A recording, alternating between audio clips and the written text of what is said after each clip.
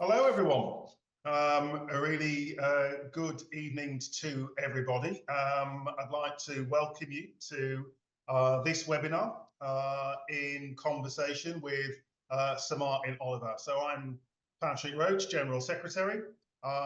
Thanks very much, everybody, for taking the time out of your extremely busy schedules for today's event. I know it's one that has been eagerly anticipated by NASUWT members right across the country. And so I want to extend a really warm welcome to Sir Martyn Oliver, His Majesty's Chief Inspector at Ofsted. As if you needed any further introduction, Sir Martyn. I hope you're happy for me to call you Martyn. Let's dispense with too much formality. Well, I am Dr. Roach, if you don't mind me calling you Patrick, as we said when we first met. And hey, I take exception. Yeah, I'll go with that. I'll go with that. So, okay. Martyn, very warm welcome to you. And I know that you've been in the job of Chief Inspector since January this year, taking over from Amanda Spielman.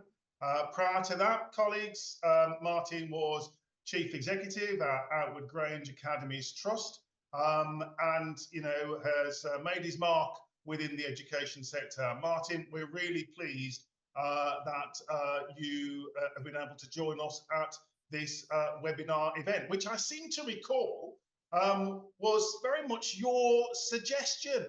And I think my response was, "What, you want to put your head into the lion's mouth?" Well, I don't consider you to be a lion, Patrick. And can I just first of all say that I was really pleased to meet you so early on back in January, and I committed then, as I have done throughout, to listening not just to the profession but to the trade unions. And I really enjoyed the constructive challenge.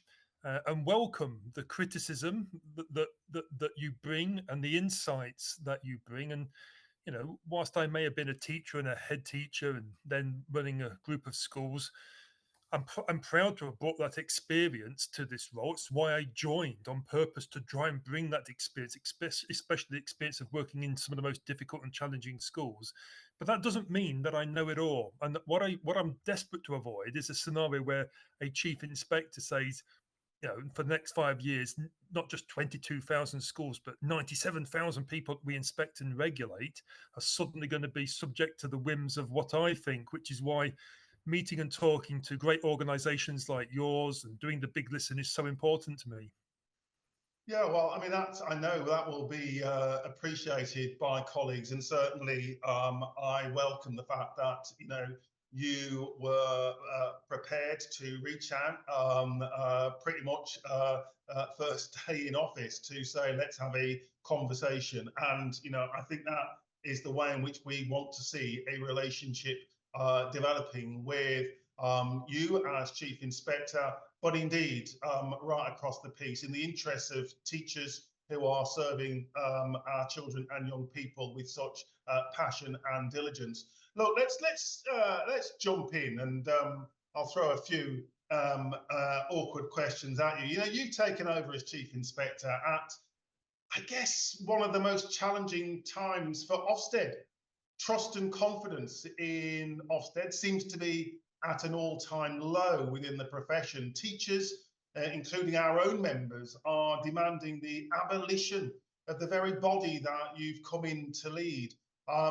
We've seen damning evidence from a coroner's inquiry report in recent months. We've got a parliamentary select committee report calling for major reform, and of course we've got the NASUWT calling for change. Why should the profession have confidence that you can deliver real change that can restore not only the fortunes of Ofsted, but actually that trust and confidence which is at the bedrock of having a strong and viable system of accountability in this country? Yeah, well, thank you. So I think Ofsted can do better and will do better. And I came to the job knowing that these challenges all existed. When I applied, these challenges were there in the system. And as we went through the last academic year, and as my job application process was taking root, and I was moving through that system, I still felt and trying to say this in a really not big-headed or arrogant way, because that's the last thing I would ever want to appear to anyone, that the experience of having worked in difficult and challenging schools and understanding the context and having had a tremendous number of Ofsted inspections myself, I wanted to bring that experience and try to find a way that said that actually we do a good job, and we can do an even better job. And there are some times that we need to say, look, we haven't got that right, we can do better. And there are sometimes we need to say, we do stand for standards and for standards in education, and that's a difficult balancing act. And of course, this is a really difficult year, not just in terms of the challenges that you've said that Ofsted are facing, but also in fact politically it's a challenging year. And so someone once described it to me when I took on the post. It was a bit like walking a tightrope that's actually a frayed piece of string. And there is a moment of that, but I do think that together, Ofsted, the NASUWT, other representative bodies, individual people, we can construct a system which does hold the system to account for high standards of care and education, but does it in a way which isn't at odds with the profession. I don't think the two are mutually exclusive. I think it's entirely possible for us to work together. But of course, inevitably, whatever reforms we bring in place, there's sometimes always going to be that moment of a difficult conversation, because it's a passionate job. I mean, you're passionate about it. I'm passionate about it. Every one of the people on the court, people say teaching's like a vocation. And I get that, because we're all so passionate. We just want the best. And it's really hard then if someone comes along and says, you may be trying hard, but that's not good enough. And of course, that's when people get really emotive about it. But look, I think there's a way of finding a route through this, and that's why I've come. Yeah, and of course, you're absolutely right to remark on that passion that we all feel. We come into education because we care, because we want to make a difference. That's what it's all about. I mean, there's huge challenges facing Ofsted at this point in time, and I hear from your response there that you recognise that there are Yep. huge challenges facing the profession as well. We're going through one of the worst teacher recruitment and retention crises in recent history. Record numbers of teachers are leaving. We've got unfilled vacancies. The government's missing its initial teacher education targets. Our own national teacher poll, which we conducted only a couple of months ago, found that Ofsted was at the top of the list of factors which were impacting adversely on teacher morale, well-being, job satisfaction, and of course on workload of the profession. Now, I've heard you just speak there about, being a teacher, being a school leader in schools, in contexts, in challenging circumstances. How do we keep teachers in the profession? How do we keep them working in some of the most challenging of schools? And what contribution, I guess, can Ofsted make to that, rather than those teachers, rather than those school leaders feeling that they're being punished for their efforts? Well, look, it's a great question, and one of our vision is to raise standards and improve lives. And if we're raising standards and improve lives, there has to come a moment that says you need to regulate and inspect into the system where you're holding it to account, but you're not harming the system in any way, shape, or form. And if you're saying that your members are saying to you that Ofsted at the top of the list, and I'd love to explore that in a second with you, the top of the list for leaving, then we need to be sure that we've got that balance right, because we're not going to be raising standards and improving lives if people think that we're at the top of the list for why they might leave. But let's just, if I can we just explore that for a second? Because one of the things that I find, so, I can remember back in the days when I started teaching back in 1995, where Ofsted would turn up and there'd be a long inspection, lots of people, and all the years in between that Ofsted, I mean, it started in 1992 in its current form. So I've nearly been a part of the profession for almost the whole length of time Ofsted's existed. But in terms of an Ofsted inspection, what do? We come in and inspect a school, and let's say, heaven forbid that we say a school's inadequate and in special measures, the lowest of the grades possible. from an Ofsted point of view, we would write that grade and then we would conduct monitoring visits and then carry out eventually a graded inspection all over again. And that's all that used to happen on the back of an Ofsted grade. Since then, the accountability from the regulator, because Ofsted isn't the regulator in the school space, we regulate in other areas, like for example in early years, but we don't in schools. The regulator, the Department for Education, uses the Ofsted word, the single word grade, and then it places intervention because it's raising standards. And there will be many people who've joined the call who probably work in an academy. So, for example, how many people are working in an academy which is sponsored, where Ofsted has come along and said the school was not good enough, it was inadequate, it's been sponsored, not a converter academy, and then it's been paired with a school or a trust where Ofsted said it's good and outstanding, and an inadequate school has been strengthened, I would hope, not always, but most often strengthened and improved. So again, is it, and this is generally a part of the big listen, is it the Ofsted inspection that's driving your members to places at the top, or is it the accountability system and the Ofsted inspection coupled with the accountability that follows the inspection? Well, there is a killer question, Martyn. And I mean, if I may, I mean, I'll respond to that in part, but I also, want to hear from you a little bit around that. Because can we divorce the inspection system from the wider accountability framework within which it sits? I mean, for the NASUWT, for our members, we do support a fit for purpose national system of inspection. We think that's absolutely right. Schools are public bodies and they should be publicly accountable.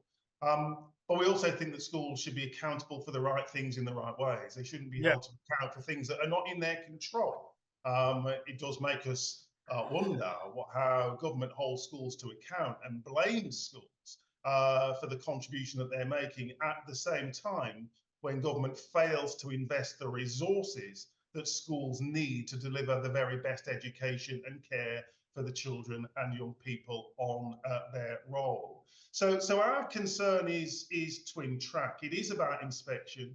It is about the wider accountability framework within which it sits. But you've raised there that very issue about the consequences of inspection, the consequences of an adverse inspection judgment for schools, for those who are leading and managing schools, and for those who are working within schools as teachers and as support staff.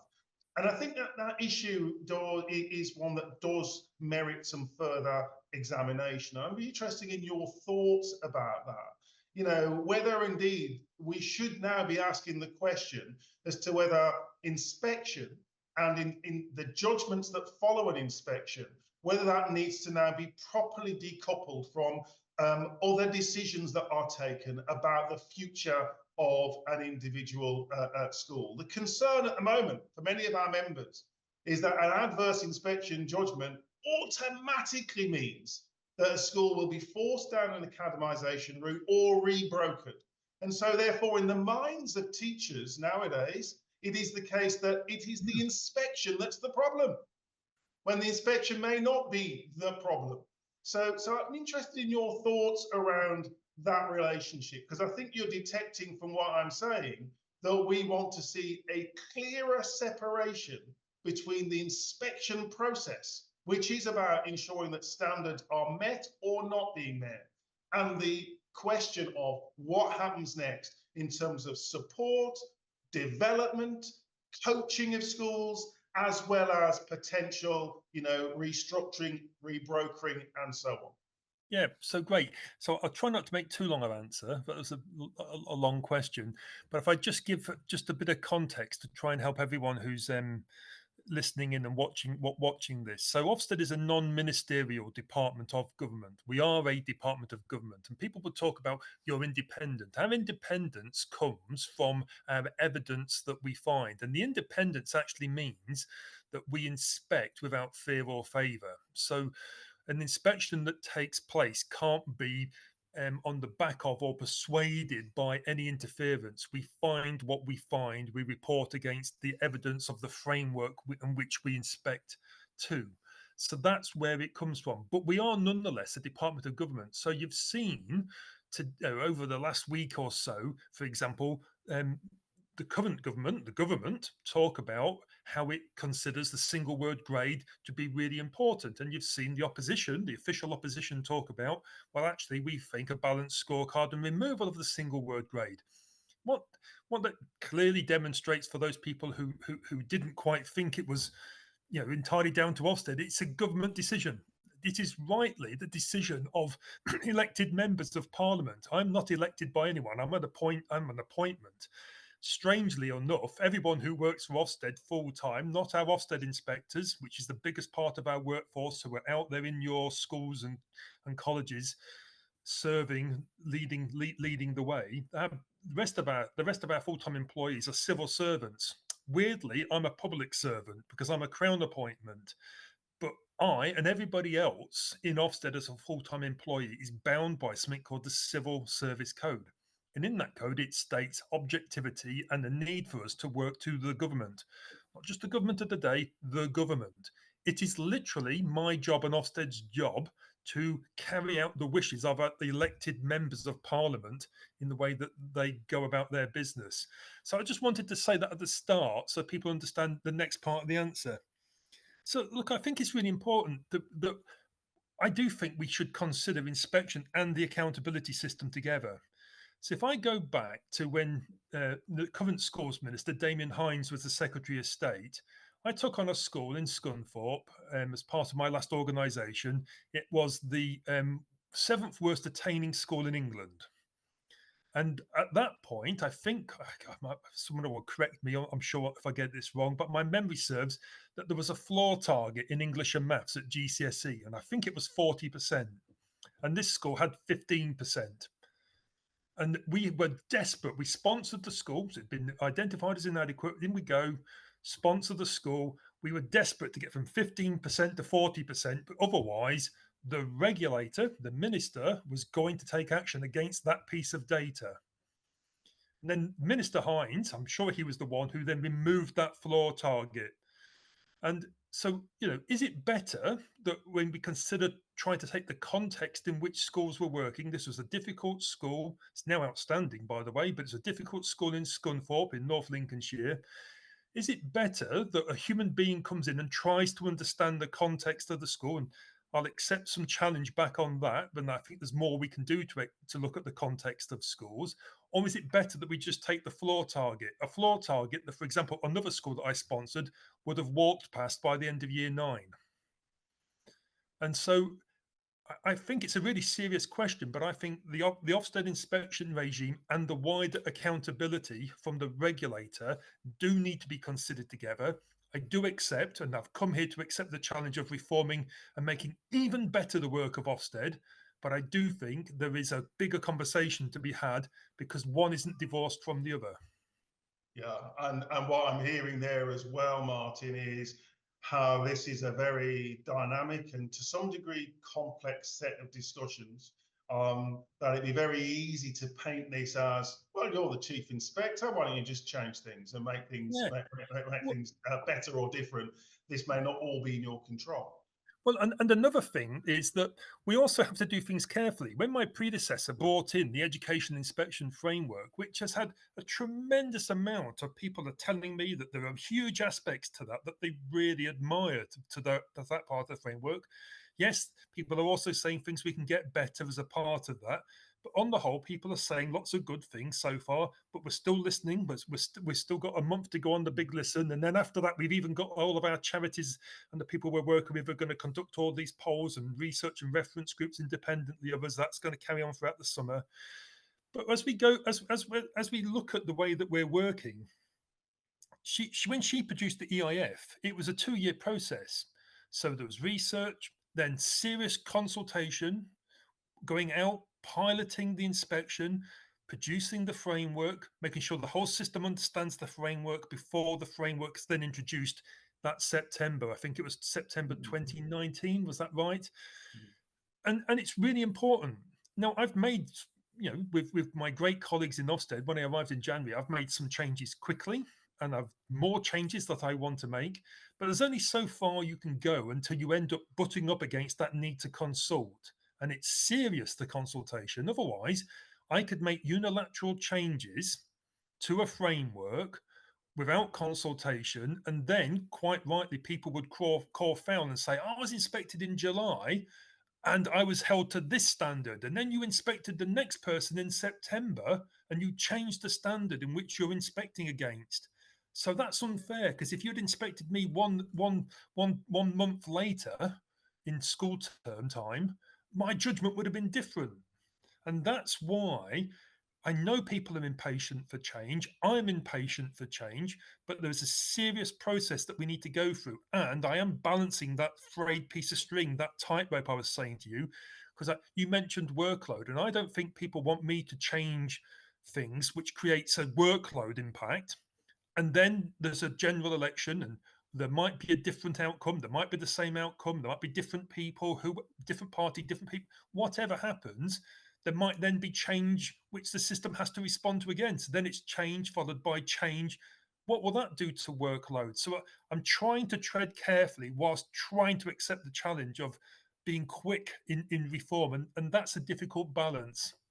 Yeah, I mean, Martyn, let's be absolutely clear. I'm certainly not going to be pressing you to make knee-jerk changes. That wouldn't be helpful to the profession, to our members, or to the education service, and indeed ensuring the integrity and trust and confidence in inspection. I think it's about making sure that we've considered properly and consulted properly on that future, and that in doing so, we reach judgments and decisions which command the widest possible body of support. And I think that's really, really important. You've put a lot of emphasis on, the big listen, and just to be clear, we welcome that. We're not critical of that. We're not saying forget about listening to the profession, just get on and make the following changes. We're saying you need to be engaging with the profession, which is, I think, what you're seeking to do. Can we just get a bit of clarity about that big listen in terms of its time frame, about what the next part of that process is likely to look like, and when can the profession expect to start to see changes emerging from that process? Okay, so first of all, the big listen as it stands now, which is, as you say, for teachers, for leaders, it's for childminders, social workers, everyone who we inspect as part of the 97,000 institutions, but it's also absolutely critically to children and to parents. And, you would quite rightly in your position, and I in mine, and the experience that you and I have got would say, well, we've already heard an awful lot from teachers. We get a good sense of what changes people need to make. What I have less of a sense of are what are the changes parents want? What are the changes children want? And as I said, not in balance with the profession, inspecting in balance with the profession, but our job is to report to parents and to report to Parliament. And I really need to hear what they've got to say about our work. So the big listen, as the survey and the questionnaire completes on the 31st of May, so just a month to go now, and it's already surpassed something like, last time I looked at the beginning of this week, like 13,500 responses already, and they're coming in thick and fast. And so anyone on this call and any institution, as individuals, together as a group, and together across the whole of the NASUWT, we want to hear what people have got to say. And events like this are also part of that. I've done ever so many of these now. I'm out 2 or 3 times a week talking to large organizations. I've just come back from an early years. I've just been in a nursery setting out on the Kent Thames coast, and then got back to the London office for this court. And I was talking to this group of nurseries about Ofsted and the way it works, and talking to parents out in that nursery provision this afternoon. After that finishes on the 31st of May, we've then got, I think, 6 providers or organisations who are expert pollsters, charities, who are going to go and work with focus groups to make sure that the more marginalised groups that might not have responded in the numbers that we wanted, so care leavers, children who've recently left care, gone into supported accommodation, making sure that we hear from those groups. And that will run then throughout May, June, July. And then over the August period, when everyone shuts down, Ofsted will carry on. We still inspect and regulate some of those other 75,000 people during that period. We'll carry on and we'll do our best to try and bring all of that work together for the autumn, the early autumn period. And because it's a government consultation, we are held to a really high standard in the way we report it.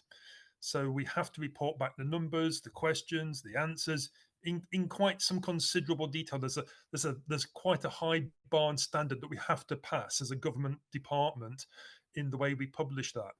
But there are still, to that point of consultation, some changes that we'll try to make for this September. We're constantly looking at them now. I'm 3 and a bit months in, and I'm saying to people there are some things we can do short of consultation, some things which, a bit like the things I made when I first walked in here, the mental health first aid training, the pause to inspections, the ability to call the National Help Desk if you've got concerns, the update to the complaints policy that we've put in place. There are things like that that the National Director for Education, Lee Elston, and others can all put in place for this September. So we'll be talking to you shortly when we've worked through those plans for September.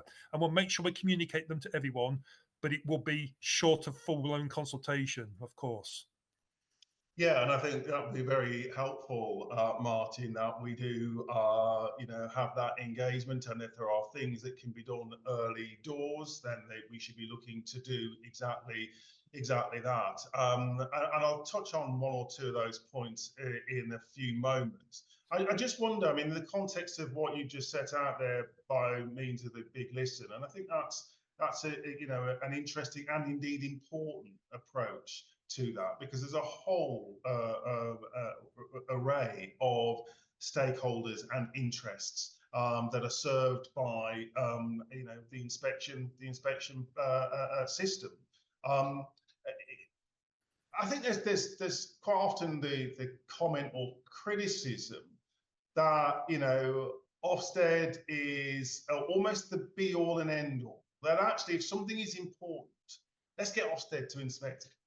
And is there a danger that in opening up that big conversation, that big listen, that everybody is saying, well, this is what we want to see from inspection? Is there a danger that too much responsibility is being placed on Ofsted's shoulders? Is there a need to refocus the purpose, the contribution of inspection in ways which make inspection more meaningful, but actually bring that clarity to bear?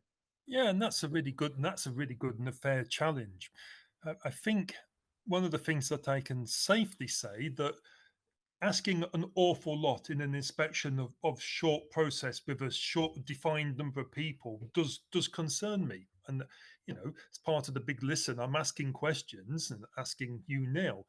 The 2 days, it's a hectic long 2 days. It's a long 2 days for our staff who are inspecting, and some of our HMIs, His Majesty's inspectors, are doing this week in, week out with serving practitioner Ofsted inspectors, OIs alongside them, who are coming in up to 6 or so times a year, sometimes leading inspections. I am concerned about that. And one of the things I responded when I fully accepted, you mentioned earlier, the Preventing Future Deaths report from the coroner, fully accepted all of their recommendations and responded fully to that. Then the Education Select Committee, they made their recommendations and I fully responded to that. And in that full response to the Education Select Committee, I said, well, for example, if I wanted to suggest that we had every inspection led by His Majesty's Inspector, the full-time crafted professional inspector who's got that consistency of standards, and then grew the inspection team by one additional person, another Ofsted inspector. And in my mind, I would try to make the Ofsted inspector of the system in which they're inspecting. So, for example, if it's a special school, I would want that Ofsted inspector to have got the special school background. I don't think it's the be all and end all, but I think it's helpful and massively helpful if that exists. So a bigger inspection team led by an HMI, that would cost an additional £8.4 million. £8.4 million that Ofsted doesn't have at the moment. In fact, the first thing I had to do when I arrived in January was cut by 10% our budget. in order to create a balanced budget going forward. Now, just to be really clear, I can remember what it's like trying to balance the budgets right now in schools.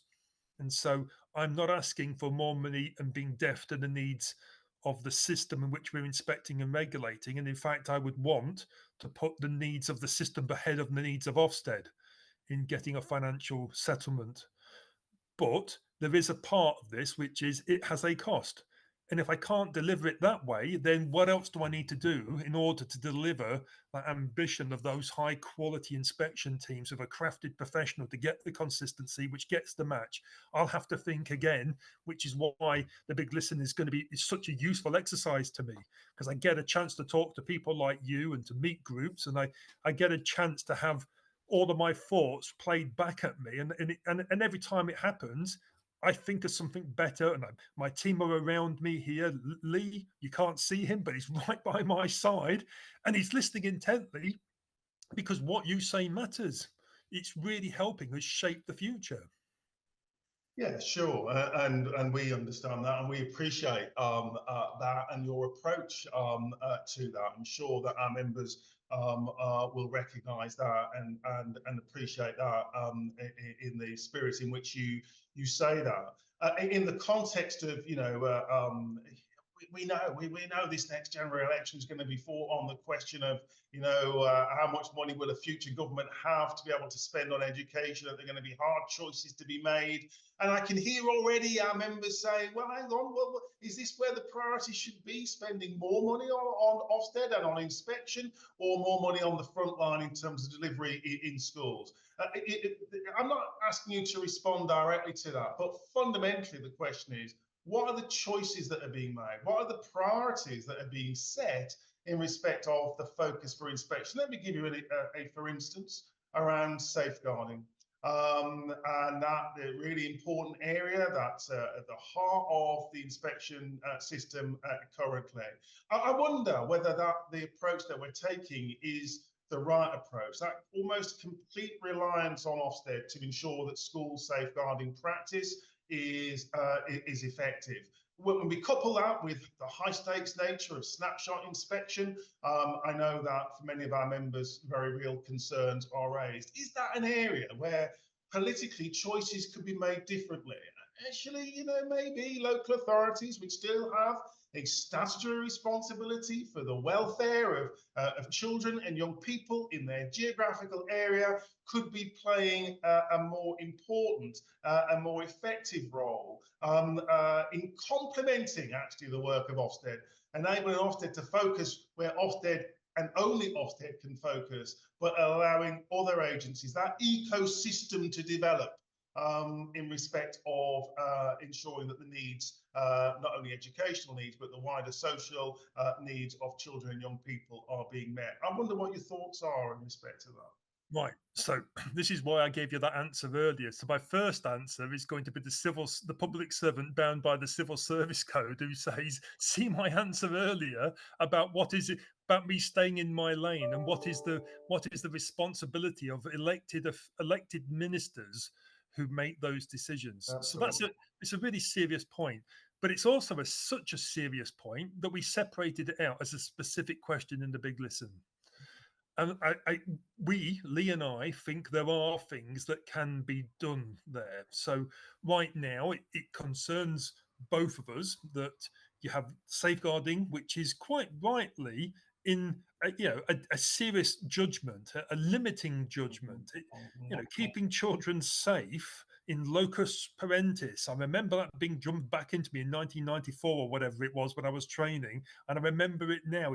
And you only need to look at teachers' faces when they take children out on trips. And if they're anyone like me, you'll be counting how you've got 40 children, you count them every few seconds, 1 to 40, are they all still there? Because we take it all really seriously, looking after other parents' children in that moment in time. But there are aspects of, people start thinking about, too many people have referred to safeguarding as if it's like an admin exercise. It's the single central record and you've made an administrative error. It's way more than that. You know that. Everyone listening knows that. It's the culture in the school. It's the way that people understand how to report a concern about a child, how the school will escalate those concerns to as you rightly said, through the designated safeguarding lead to the local authority, Children's Safeguarding Board, the LADO, and through all those processes. So I think there's a human act. In terms of the answer, is it something that a local authority could do as part of the local authority Children's Safeguarding Board? Is it something that could be done in conjunction with an independent inspectorate? Is it something that could be done annually, something that could be separated out from the report? I think they're all serious questions, and that's why we're asking them about as part of the big listen. I think there are things they can do there. I think in the meantime, I think there are things that Lee's thinking about, which is about how do we make it easier for people to understand that? Because I guarantee you this, not a single school does Lee or we don't want no one anywhere to fail on safeguarding, ever, ever. If anyone fails on safeguarding, that's not good. We're literally putting not children safe. And so we want to do everything we can to explain to schools what happens when we inspect against safeguarding. What do we inspect to? What's it look like? What's it look like on your single central record? What's it look like the culture of reporting and safeguarding in the school, and making sure that we don't trip anyone up through an administrative error. So we're determined to eradicate that to the best of our ability, because no child should not be safe anywhere. No, I very much appreciate that answer, and also, I'll reach this interpretation that there is scope, there's room for that conversation to be had as part and parcel of that big listen exercise. That this is not something that you've got a very fixed view about, but so there are options here that merit exploration. Well, sorry. Just say, and be clear, the Secretary of State, she's really supportive of the big listen, hugely supportive of what we're doing right now. And, again, that without fear or favour, we will collect this consultation and we report it back to Gillian Keegan, and we will say, this is what we're hearing, this is what people are telling us. So, you have a Secretary of State who is listening and is supporting the approach that I'm taking right now. You see, you had us there, Martyn, up to that point, where you mentioned the Secretary of State. So I'm just gonna say this anyway. I'm sure you may or may not want to respond to it. Well, I'll refer to the answer I gave earlier. Yeah, given the answer you gave earlier, because here we have a Secretary of State for Education that says that she's listening. We saw following the very tragic death of head teacher Ruth Perry, you were very clear in taking up post that things had to change.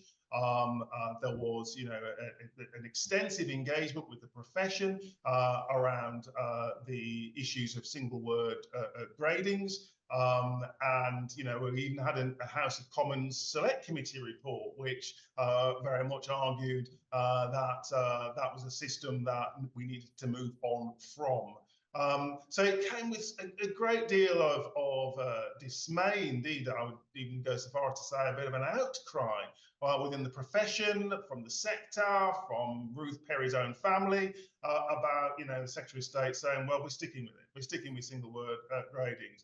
So when you're saying, we're doing this big listen as Ofsted, there's a lot riding on this for you, Martyn, and yet there's a lot that the Secretary of State can actually do, which could undermine the very genuine efforts that it seems that you're trying to make here to re-engage with the profession and reprioritise the work that Ofsted does. You may not want to comment on this. You won't want to comment on government policy, but has government got it right or got it wrong here on single word gradings? Is there something that the profession has missed? Well, again, this is the point where I'm going to say that is a decision for elected ministers to take, and they go out on their manifesto and are elected, re-elected or not on the back of the manifestos and the trust that the public has in them. And look, I think the single word judgment, again, understanding what its role is in the accountability system. And one of the things that I'd mentioned some weeks ago, and it'll be at some point, all of our reports, as people will know, are hosted on gov.uk, and it's a great website, but it takes some significant time for us to make changes to it. And one of the things that we mentioned quite a couple of months ago is that we would look at all of the subjudgments. So when you find, I know when people see the Ofsted report, they can see the overall effectiveness grade and all of the subjudgments, the 4 or 5, 6 form early years or not, that people have in their primary or their secondary.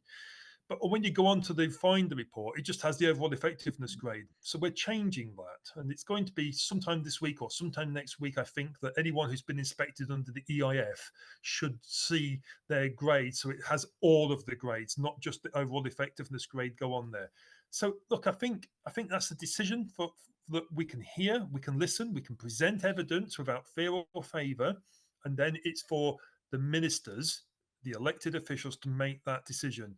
And I would add this again, as part of that consultation and that work together, some of the things that we rely on are actually acts of law.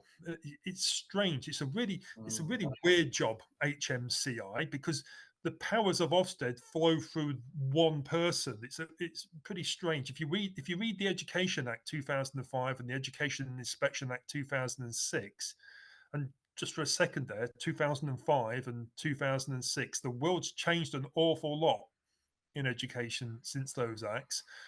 Those acts set out much of what happens.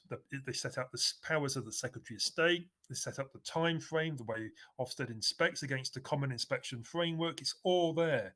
That legislation would also need to change through Parliament, which is why it's a ministerial decision, so that the law changes, so that we then have a framework which inspects to a balanced scorecard or a single word grade. And I think there are, again, we've heard and hear lots from the profession, but, trying to put this in the context, I hear loud and clear what people are saying in the profession, but there are some who aren't so loud, who quite like the single word grade. They may not shout it as loud as those who don't, but I've met people today who've told me that actually, thank you, we quite like the single word grade. And in some of our other areas, so for example, in early years, some of them find it a real badge of honor to be inspected by Ofsted. They say that the regulator, because we inspect and regulate in early years, they say the fact that they're regulated by Ofsted brings a professional status to their system. Not all of them, some of them are saying this, and they really like it. And I just walked out the train station past 5 nurseries to get to this other nursery, and every single one of those nurseries had their Ofsted badge outside. And so there are strengths to it. It's simple and it provides clarity. And there are weaknesses to it. It's simple and it lacks nuance. Yes, well, I'm sure that will provoke some interesting thoughts and reflections, and I certainly appreciate the answer. The other part of that answer, the first part of the answer, was about reminding colleagues about the context in which Ofsted operates, and of course, there's a framework of legislation which, in a sense, we're all subject to, and we have to recognise that. And until governments change their view about what that framework should look like, then we have to continue operating within it. But within that framework, of course, there's lots of scope for change, and you alluded to that earlier. That there are some changes that might be possible sooner rather than later. I know we've had this conversation before, Martyn, about the working practices in schools, which are often being linked to inspection. In other words, do this or do that because we have to do it because of Ofsted. Whether that is true or whether that is not true. We've heard from our members who've said before tonight's event that Ofsted say that schools don't need to prepare anything before an inspection, but that just doesn't seem to feel true. Or even if it is true, schools feel they have no choice other than to do so. How can we begin to to turn that around? How can we make inspection feel as if it's something that is more empowering for the profession rather than something that the profession feels at the mercy of? Moreover, and we've had this conversation, Martyn, before about how do we bust some of the myths around inspection? Yeah. Do this because this is what Ofsted requires. Is there Yeah. is there scope here Yeah. I for think, giving back power to teachers and to school leaders to say yeah. no? Yeah. I think there's a lot that we can do in this space, and I've been pretty clear. Ofsted doesn't deliver. The people on the call, watching and listening to you and I, they're the ones who deliver. We inspect. Now, we need to have an idea about what standards should look like in order to inspect to those standards. And I get that it's you know, I'm not going to pretend that saying you've got the phone call isn't a moment of, oh my goodness, Ofsted Accord, it's the O, it's the big, here they all go. But there is an element of you want to show off and show how well you're doing, as well as handling the stress of that. I mean, I'm going on stage tomorrow and I'll make sure that my clothes are clean, I've had a wash, and I've combed my hair. You want to present the best you can when you're on display. And so I'm not sure we could ever remove that element of it. And I'm not sure that we should. I mean, you said before that, you welcome and think it's right there's accountability. If I remember rightly, in the teachers' standards, I think is it standard 2 bullet point 1, you are accountable. Every single teacher, it states it right there. Not even if you're ahead, just as a teacher, to pass those teacher standards, you are accountable, and off it goes into the rest of that sentence. So, but I also think there's a way. One of the things I spoke about is, and you and I talked about, is Ofsted of the system, inspection of the system, by the system, for parents and children. And so if I look at where I'm based, I'm in London today, but my base is usually in York, in North Yorkshire. And if I look across the Northeast Yorkshire and Humber, it's on this map behind me, that region up there in the top green coloured area. It's right from the Northumbrian Scottish borders right down to North Lincolnshire. 80% of the workforce in that region are serving heads and deputy heads who are part of the inspection process. And I think there's something in that. I think there's something in saying that how much can Ofsted be a peer, the professional body which organises peer inspection? So people are part of our system, working with us to inspect their peers and hold each other to account. I'm sure there's plenty that we can do if we really explored that together more and more and more. Yeah, I mean, that's a really interesting point, Martyn. And I know that, our members, and certainly, one of the things that we've done is produce a policy paper around the future of inspection. I know that's been shared with colleagues at Ofsted. We're more than happy to open up further discussion around that with you. I mean, we've looked at parallels in other sectors in terms of how inspection teams are comprised, the makeup, the composition of those teams, and seeing frontline practitioners. So clearly, school leaders are a part of that, but actually frontline teachers as well, having a stake in the inspection process, rather than feeling as if they are subject to that. We think that's something that you may want to consider, but I know we will be short of time, so we're going to raise a couple of I've other never heard questions that. with you. Just saying, I've just never Yeah. heard that before. That. See, there you go. There's a thing.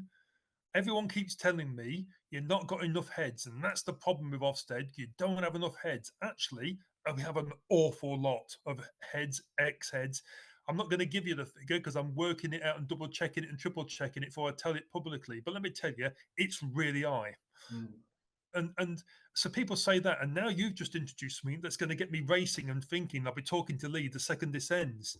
What do you mean about getting teachers involved? What could that look like? How could that be a part of the process? Can we have associate inspectors who are part of that myth busting, who join the team and see what it's like from the other side? You've got me going now. Goodness me. Oh, I've got the Chief Inspector excited about something. I'm sure we can do I get better, excited about plenty of even things. better than that, Martyn. Just on inspection teams, because so much does rest on that. And, you know, it's easy to demonize inspectors, and we're not about doing that. At the end of the day, just like you work in a framework, inspection teams operate within a framework. But of course there'll be practice which is good, bad, and dare I say, indifferent. Do you think all your inspectors are doing a good enough job? Well, I had 5,000 brilliant staff in Outwood, and did I think everyone at every minute, including myself, was always doing a brilliant job?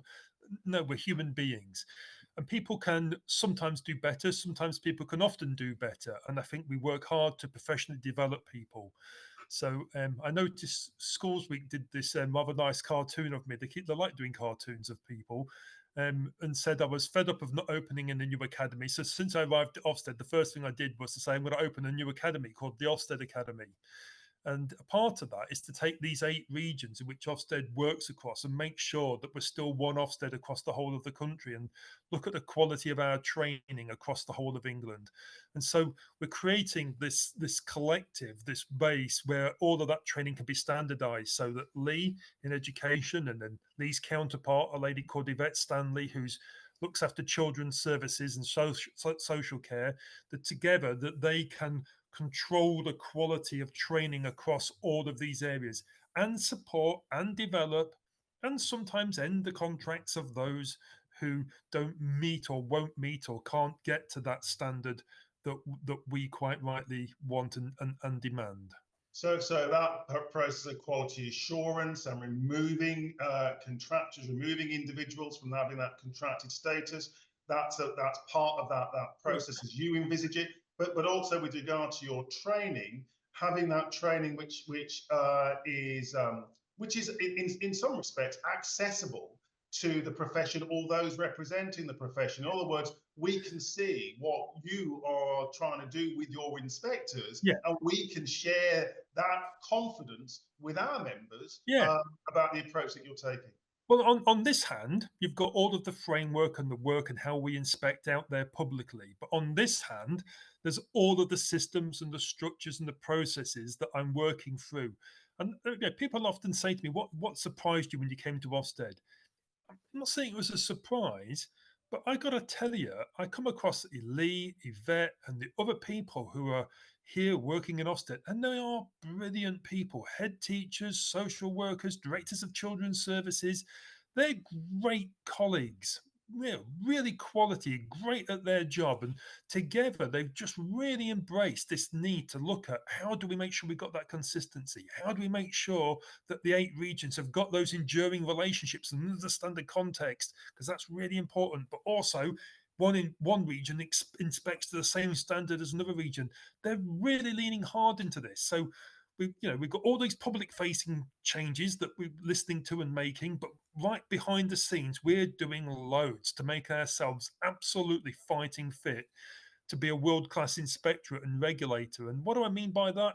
I want us to be trusted by the profession, and equally parents. I want parents to think that, what's it like to go to that school? I want them to go to the Ofsted report first and last and say, that's what it tells me, what it's like to be a child in this school. And actually, not just a child in the school. One of the things you and I spoke about is also how across those 97,000 institutions we inspect and regulate, what's it like to be a child in that area?